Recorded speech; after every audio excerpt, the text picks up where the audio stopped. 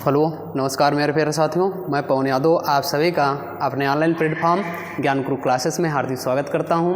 उम्मीद करता हूं आप सभी लोग उम्दा, ज़बरदस्त और मस्त होंगे, अपना ख्याल भी रख रहे होंगे। आइए उसे रोज़ाना की क्लास की भांति हमारी कल से फिर से आज से क्लास स्टार्ट हैं, जो कि हमारी क्लास 2 दिन ऑफ थी, अर्थात शनिवार और रविवार। और रविवार को जैसा कि हमेशा ही क्लास ऑफ रहेगी, लेकिन जो हमारी ये क्लास चलेगी सोमवार से शनिवार तक, और इसमें 30 प्रश्नों का अच्छे से विश्लेषण करेंगे और देखेंगे सारी चीज़ें, यानी इन सभी प्रश्नों में और इन सब के क्वेश्चनों में क्या क्या हैं। तो अच्छे से रिवीजन करते हैं और सारे प्रश्नों का हम अच्छे से विश्लेषण करते हैं, उनका पोस्टमार्टम भी करेंगे, जो भी उनके विकल्प होंगे, अर्थात उनका सभी का हम पोस्टमार्टम भी करेंगे। पोस्टमार्टम मतलब ये हुआ कि अर्थात उनका अच्छे से हम विश्लेषण करेंगे। तो चलिए फिर शुरुआत करते हैं, सभी साथी रेडी हो जाइए। और हाँ, दूसरी बात, प्रैक्टिस सेट कभी भी करिए तो आप ये कोशिश करिए कि पहले क्वेश्चन देखिए, उसके विकल्प देखिए, उसमें में से हम कितने राइट कर पा रहे हैं, पहले अपने मन में वो आंसर रख लीजिए। क्या आपने जो आंसर चूज़ किया था, क्या वो आंसर को, उसी आंसर को हम टिक कर रहे हैं फिर दूसरा। तो इस तरह से आप अपने स्कोर को देख सकते हैं। हाँ, हम 30 प्रश्नों में यहाँ तक पहुँच पाए हैं। तो लेकिन हम सभी साथियों को ये प्रयास होना चाहिए कि जो भी 30 प्रश्न हैं, अच्छे लेवल के प्रश्न हैं, सभी आए हुए परीक्षा में प्रश्न हैं और आने की संभावना भी हो सकती है। कुछ ऐसे भी प्रश्न हैं जो आने की संभावना के साथ हमने जोड़े हुए हैं। तो सभी में से लगभग 30 में से सभी साथी का हमारा स्कोर अगर 25 प्लस तुम्हारा स्कोर जा रहा है इस प्रैक्टिस सेट में, तो जाहिर सी बात है आप हिंदी में बहुत ही बेस्ट करने वाले हैं और आपकी हिंदी कहीं ना कहीं बहुत अच्छी है। लेकिन आपका 25 प्लस स्कोर हर हाल में जाना चाहिए। तब अगर थोड़ा सा नीचे हैं तो कहीं ना कहीं आपको अभी ज़रूरत है थोड़ा सा, और ये आपका स्कोर इंक्रीज भी हो जाएगा। लेकिन तब तक आप हमारे साथ इसी तरह जुड़े रहिए, बिल्कुल जाहिर सी बात आपका स्कोर इंक्रीज ज़रूर होगा। तो चलिए फिर शुरुआत करते हैं। आइए पहला क्वेश्चन देखते हैं। देखो पहला क्वेश्चन है, संसार की प्रमुख भाषाओं में हिंदी का स्थान कौन सा है। अर्थात संसार में आपके सामने ऑप्शन है, ऑप्शन पढ़िए और देखिए अपना आंसर। संसार में अगर भाषाओं की बात करें, कितनी भाषाएं बोली जाती हैं संसार में? अगर भाषाओं की बात करें तो 3000। कितनी भाषाएं भैया? 3000। तो 3000 भाषा से हिंदी का कौन सा स्थान है? तो हिंदी का स्थान दूसरा है। लेकिन आपके मन में सवाल रहेगा फिर पहले स्थान पे कौन है? तो हम बता रहे हैं ना, पहले स्थान पे कौन सा है? चीनी भाषा है। कौन से भैया? चीनी भाषा पहले स्थान पे है, चीनी भाषा। तो इस तरह से जो हमारा ऑप्शन नंबर बी था वो बिल्कुल सही जवाब है। आइए अगला देखते हैं। गधा का तत्सम रूप पूछा गया है। गधा है, गद्धर्व या फिर गद्धर्व या फिर गदही। तो देखो गधा और गदही तो पहली बात काट दीजिए। अब इसमें से दो, अगर जो भी साथी हमारे सी ऑप्शन बता रहे हैं, गद्धर्व बिल्कुल सही है। चलिए और भी तत्सम बताइए, जैसे गेहूं का तत्सम आप लोग बताइए हमें। गेहूं, ठीक है। और वहीं पे बताइए अटारी का, अटारी का। चलिए और बताइए, जैसे अंगौछा का, अंगौछा। और चलिए बताइए अच्छा आग का।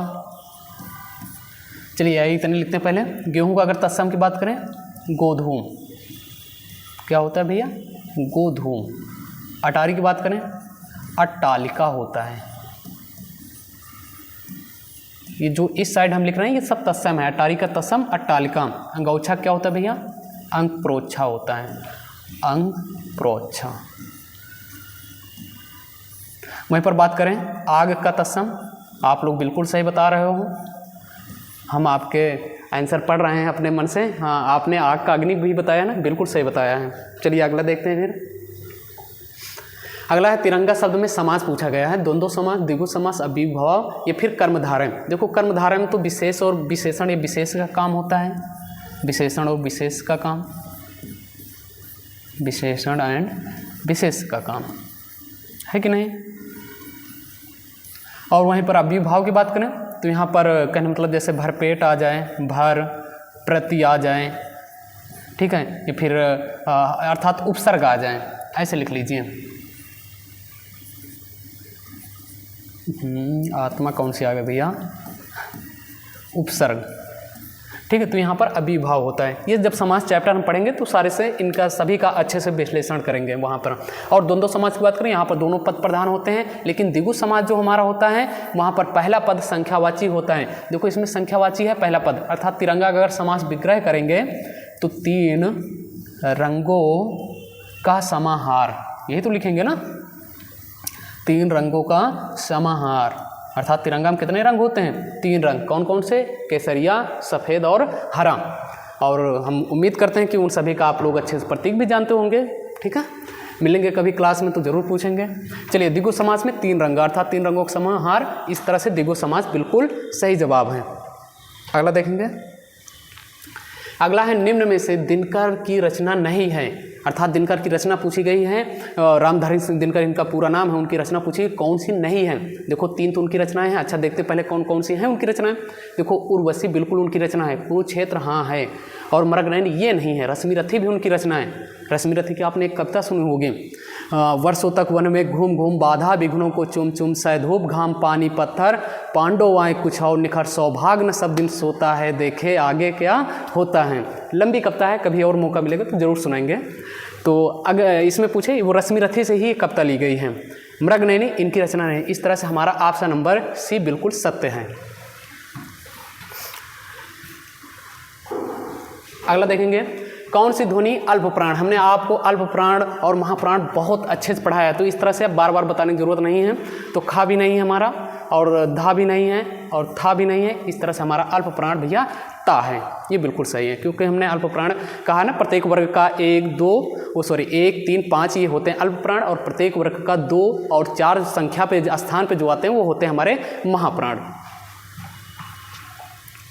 अगला देखेंगे, घा का उच्चारण स्थान। ये भी बहुत बता दिया, जैसे इसमें पा वर्ग आता है तो इस तरह से पा वर्ग का है नहीं, क्योंकि किस वर्ग का है भैया?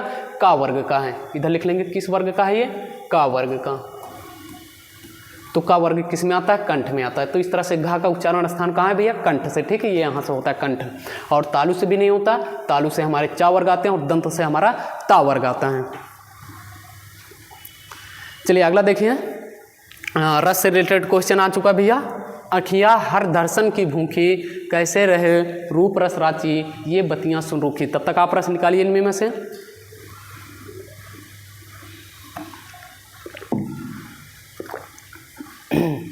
कौन सा रस पूछा गया है?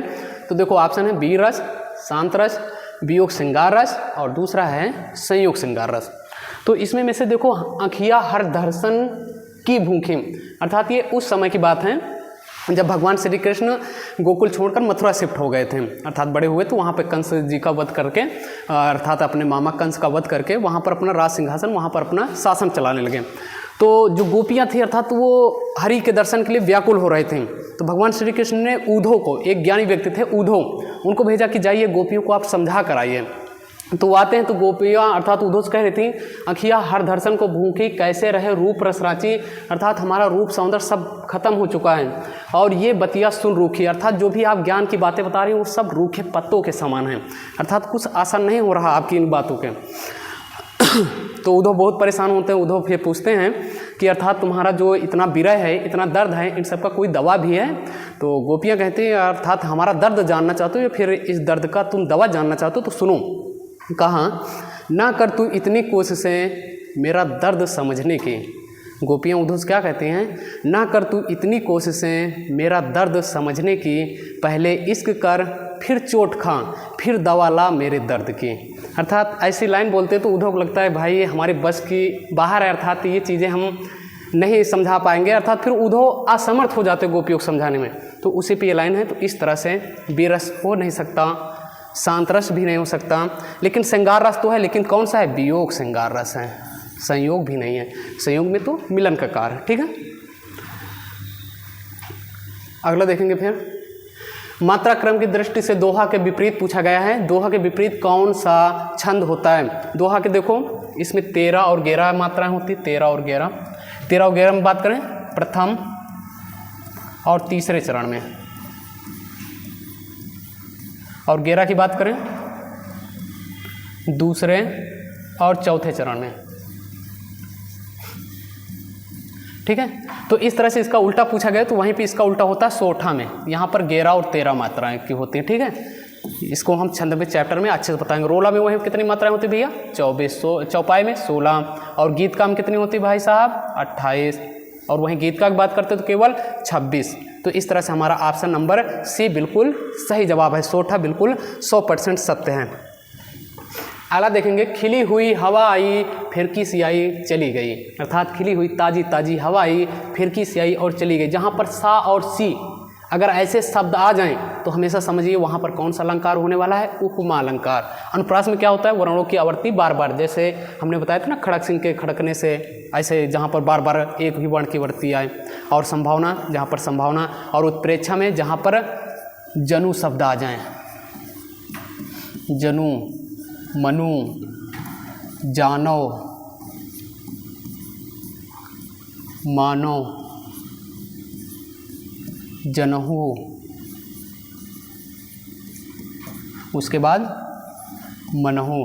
अगर ऐसे शब्द जहाँ पर भी आपको दिखाई पड़े वहाँ पर आंख बंद करके कौन सा लगाना है, उत्प्रेक्षा। लेकिन आप आंख बंद करेंगे तो आप ऑप्शन टिक नहीं कर पाएंगे, इसलिए अपनी आंख खुली कर रख के आप ऑप्शन जरूर लगाना, ठीक है। अगला देखेंगे अंकलेश पर्यायवाची है, बादल का है, कल्पवृक्ष का है, कुबेर का है या चपला का। देखो चपला तो विद्युत का होता है अर्थात बिजली का, तो इस तरह से हो नहीं सकता। हाँ कुबेर का है, अंकलेश किसका पर्यायवाची, कुबेर का, कल्पवृक्ष का भी नहीं और ना कि बादल का। बादल के आप लोग जानते होंगे, नभ, आसमान, गगन, अंबर, ये सब बादल का होते हैं, है कि नहीं। अगला देखेंगे जिसके पास कुछ न हो के लिए एक शब्द, अर्थात उस जिसके पास कुछ भी ना हो उसके लिए एक, अक्षम, अक्षम नहीं भैया, अच्छा अज्ञ है नहीं, असमर्थ है नहीं, अकिंचन होता है, बिल्कुल सही। कौन सा होता है भैया, अकिंचन, जिसके पास कुछ भी ना हो। अगला देखेंगे जगन्नाथ में संधि है, जगन्नाथ, जगन्नाथ में क्या विसर्ग है, स्वर है, व्यंजन है या फिर तीनों हैं, तो इसमें से निकालिए। अच्छा इसका पहले संधि विच्छेद करते हैं। जगत धन नाथ, ये इसका विग्रह होगा, सही, जगत धन नाथ। यहाँ पर हलंत जरूर लगा रहेगा, ठीक है। तो इस तरह से देखो लास्ट में क्या है, व्यंजन है, तो इस तरह से ये व्यंजन संधि है, ना तो स्वर है, ना ही विसर्ग है, ना तो तीनों हैं। अगला देखेंगे विधुर शब्द का स्त्रीलिंग है, विधुर शब्द का स्त्रीलिंग जानना चाहता है, विधुरी, विधुराइन, विधुवा, विधुरी। तो आप बताइए विधुर शब्द का स्त्रीलिंग। देखो विधुर तो उसे कहते हैं जिसकी पत्नी मर गई हो, उसे हम क्या कहते हैं, विधुर कहते हैं। लेकिन वहीं पर जिसका पति मर गए हो उसे हम क्या कहते हैं, विधवा कहते हैं। इस तरह से इसका स्त्रीलिंग क्या हो जाएगा, विधवा होगा। अगर इसके अलावा जो भी साथी ने आंसर दिया है उनका जवाब या उनके नंबर जरूर कटने वाले हैं, ठीक है। विधुर का स्त्रीलिंग क्या होगा, विधवा। चलिए अर्पण का विलोम होगा, अर्पण मतलब देना होता है, त्याग होता है, ग्रहण होता है, समर्पण।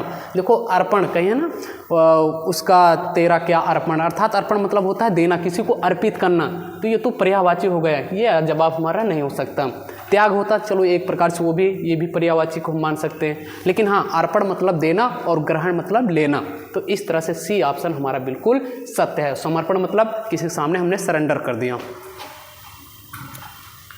अगला देखेंगे निम्न में से कर्मधारय समास किसमें है, चक्रपाणी में है, नीलगाय में है या चतुष्पद में या फिर माता पिता में। देखिए ऐसे शब्द निकालिए जहाँ पर विशेषण और विशेष का कार्य किया जा रहा हो। जैसे आपको ऑप्शन नंबर बी दिख रहा होगा, नीलगाय, अर्थात गाय कैसी है, नीली है, गाय की विशेषता बताई जा रही है, गाय कैसी है, नीली है। तो इस तरह से हमारा कौन सा होगा भैया, बी नंबर।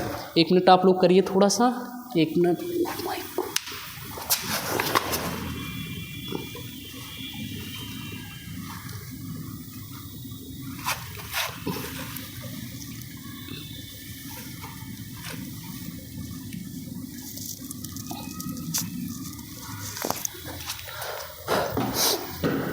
चलिए क्षमा चाहते थोड़े से, ये पेन की इसको गिर गई थे, 1 मिनट इसको हम लगा लेते हैं, बस 1 मिनट।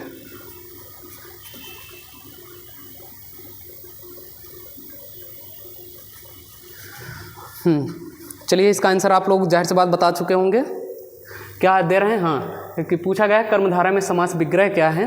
देखो ऑप्शन है चक्रपाणी है, नीलगाय है, चतुष्पद है, माता पिता। तो इसका जो सही ऑप्शन होने वाला है बिल्कुल सही, कौन सा भैया, नीलगाय।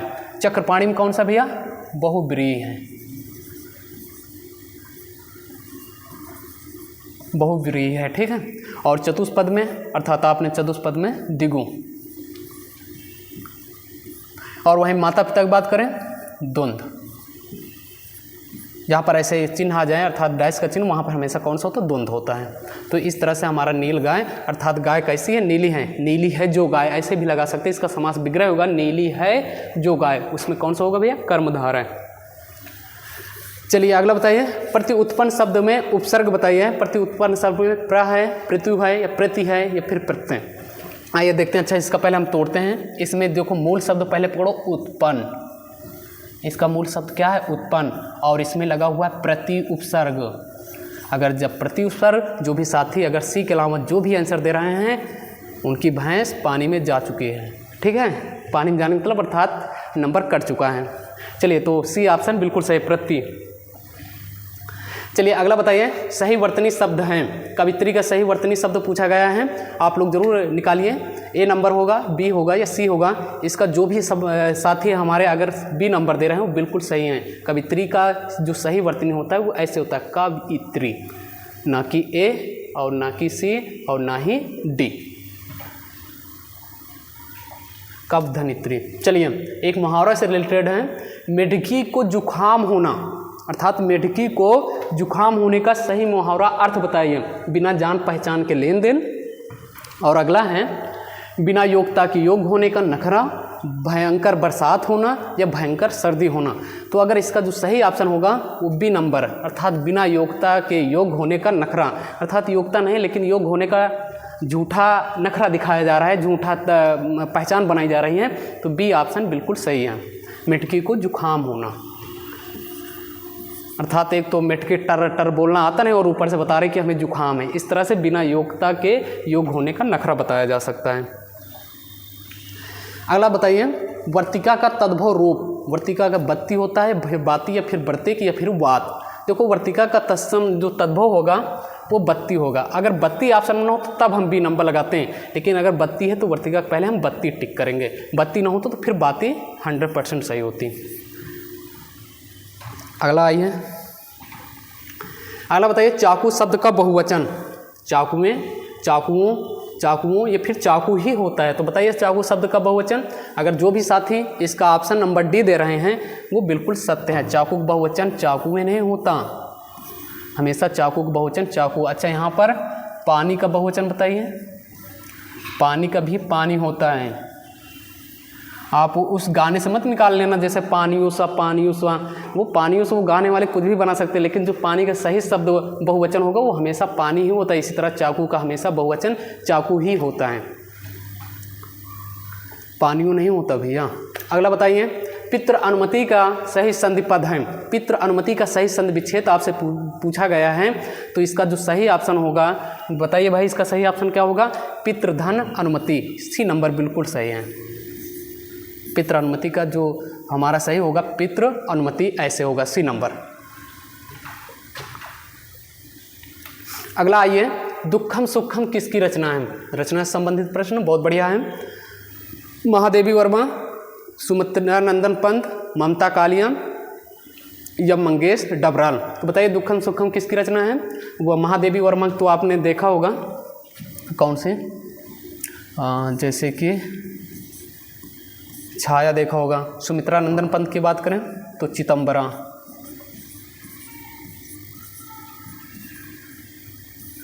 वहीं पर ममता कालिया की, हाँ ममता कालिया की है कौन सी रचना भैया, दुखम सुखम। लेकिन अगर यही दुखम सुखम की बात करें, इसे व्यास सम्मान भी मिला है। कौन सा सम्मान भैया, व्यास सम्मान। लेकिन कब, 2017 में। लेकिन ये व्यास सम्मान शुरुआत कब से हुआ था, व्यास सम्मान के बारे में बात करें 1991 में। प्रथम बार किसे मिला, आइए अब इसका पोस्टमार्टम ही करते हैं। रामविलास शर्मा।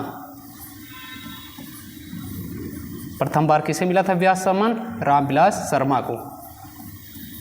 लेकिन किसके लिए ये भी बताते हैं, भारत और उसका भाषा परिवार। भारत और उसका भाषा परिवार।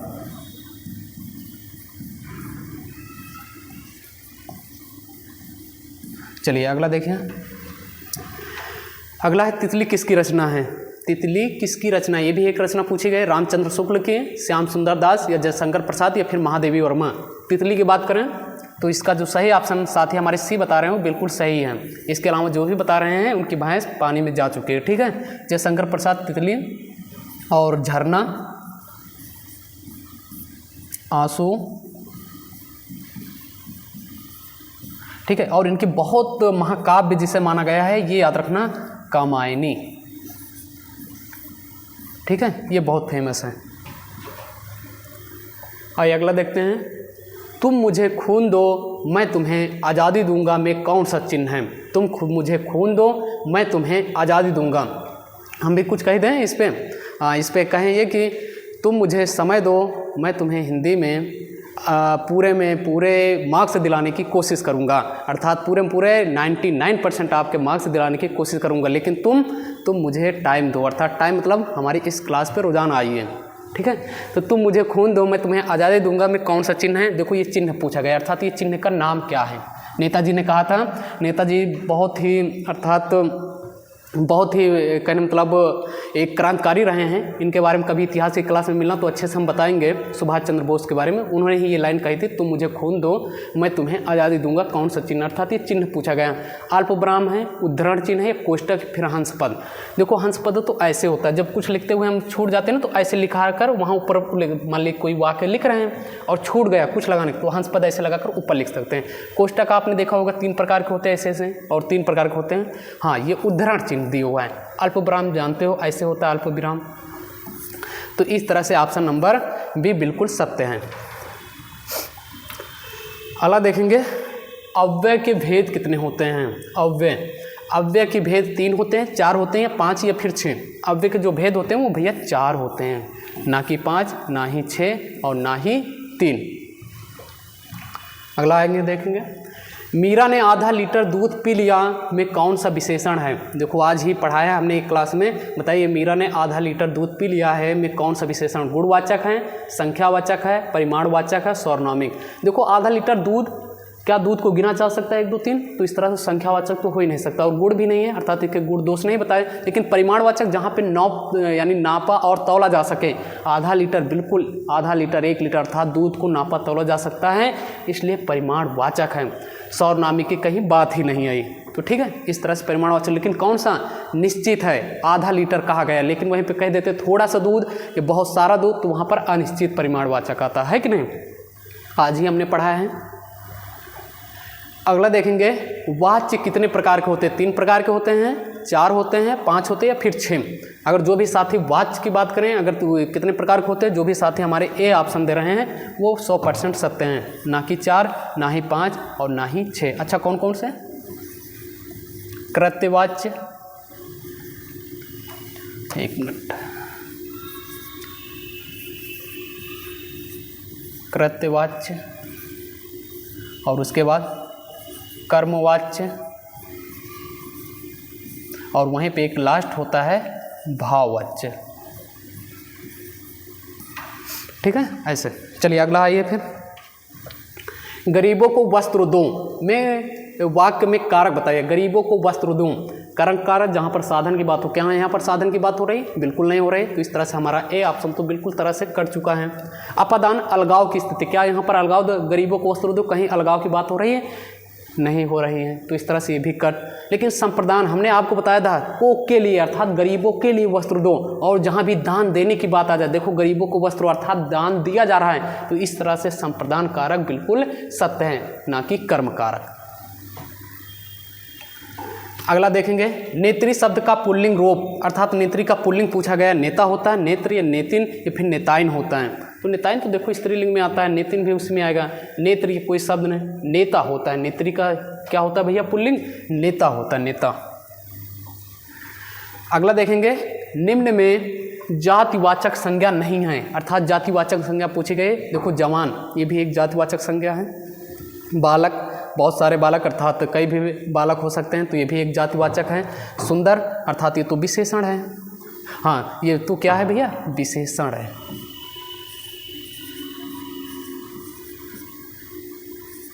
विशेषण, जैसे राधा सुंदर है, अर्थात राधा क्या है? सुंदर है। तो सुंदर क्या है? एक विशेषण शब्द है। तो इस तरह से जातिवाचक संज्ञा नहीं, तो हमारा ऑप्शन नंबर ही सी बिल्कुल सत्य होगा, ना ही बी, ना ए और ना ही डी। तो आप लोग बताइए 30 में आपका स्कोर कितना रहा, ये चीज़ ज़रूर बताइएगा। और अगर आप जो भी साथी अगर 25 के प्लस कर पाए हैं वो जाहिर सी बात बहुत अच्छा स्कोर कर पाए हैं। अगर 25 से नीचे हैं आप तो आपको थोड़ा सा ध्यान देने की ज़रूरत है। और ध्यान देना यही है कि आप थ्योरी क्लास पढ़ते रहिए और साथ में प्रैक्टिस क्लास करते रहिए, कहीं ना कहीं आपका स्कोर ज़रूर इंक्रीज होगा। और हम अपनी क्लास की बात करें तो हमारे क्लास में जो भी आते हैं, जो भी साथी पढ़ते हैं या फिर जो भी अगर पहली बार आए हैं तो इतना छोटा सा काम करिए। छोटा सा काम ये है कि अभी ये हमारा बहुत नया चैनल है तो आप लोगों की सपोर्ट की बहुत आवश्यकता है, क्योंकि आप सबकी वजह से हम हैं और हमारी वजह से आपको भी कहीं ना कहीं लाभ ज़रूर होगा। तो इस वजह से आपकी सपोर्ट की हो सकता है कि अगर आप चैनल पे पहली बार हैं और नए सदस्य हैं तो चैनल को ज़रूर सब्सक्राइब कर लें। वहाँ पर सब्सक्राइब लिखा होगा, उसे सब्सक्राइब कर लें और बेल आइकन ऑल पे लगा लीजिए ताकि हर क्लास की नोटिफिकेशन मिलती रहें। और फिर हमारे क्लास के पढ़ाने का तरीका यही है कि हम यही सोचते जो भी क्लास में पढ़ा जाए उसे मस्ती के साथ पढ़ा जाए, तो क्योंकि हमारे प्रश्न भी हो जाए और हमारे चेहरे पे हमेशा स्माइल भी बनी रहे। तो पढ़ाने का तरीका हमारा इसी तरह है। अगर आप सबको ये सारी चीज़ें पसंद आई हो तो ज़रूर लाइक करना। और अगर कोई सलाह हो, कोई परामर्श कोई भी देना चाहते हैं आप सलाह, या फिर कोई भी बताना चाहते हैं क्लास के बारे में या फिर कुछ सुधार के बारे में, तो उसे अपनी राय ज़रूर अपने कमेंट बॉक्स में दर्ज करें, है ना। तो क्योंकि वो कमेंट बॉक्स आप सबके लिए ही सुविधाएं यूट्यूब ने दी हैं। तो चलिए फिर मिलेंगे कल आपसे एक बेहतरीन प्रश्नों के साथ। तब तक के लिए अपना ख्याल रखना और अपने घर वालों का भी ख्याल रखना और कहने मतलब अपने आसपास का भी ख्याल रखना, जो भी हो। तो फिर यहीं से नमस्कार, जय हिंद, जय भारत।